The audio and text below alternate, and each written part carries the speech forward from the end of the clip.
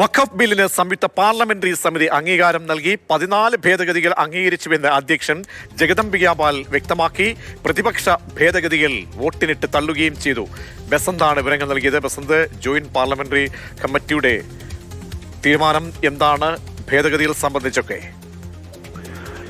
പ്രതീക്ഷ JPC ഇന്ന് ചേർന്നാണ് വകുപ്പ് തിരിച്ചുള്ള ചർച്ചകളിലേക്ക് കടക്കുകയും വഖഫ് ബില്ലിന് അംഗീകാരം നൽകുകയും ചെയ്തിരിക്കുന്നത്. അതേസമയം പ്രതിപക്ഷത്തിന്റെ ഭേദഗതികളൊന്നും തന്നെ അംഗീകരിച്ചിട്ടുമില്ല.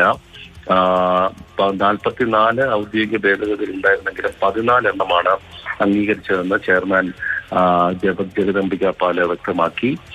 മറ്റ് ഭേദഗതികളൊക്കെ തന്നെ, അതായത് പ്രതിപക്ഷ ഭേദഗതികളൊക്കെ തന്നെ ചർച്ചയ്ക്കെടുക്കുകയും വോട്ട് ചെയ്താണ് അവ തള്ളിക്കളഞ്ഞത് എന്നാണ് അദ്ദേഹം പറഞ്ഞത്. 10 പ്രതിപക്ഷാംഗങ്ങളാണ് ഉണ്ടായിരുന്നത്. 16 ഭരണപക്ഷാംഗങ്ങൾ ഈ ബില്ല് ഭേദഗതികളെ എതിർത്ത് വോട്ട് ചെയ്യുകയും ചെയ്തിട്ടുണ്ടായിരുന്നു. അതേസമയം ചെയർമാൻ ഈ നടപടികളൊക്കെ ക്രമവിരുദ്ധമാണ് നടപ്പാക്കിയതെന്നാണ് പ്രതിപക്ഷത്തിന്റെ ആരോപണം.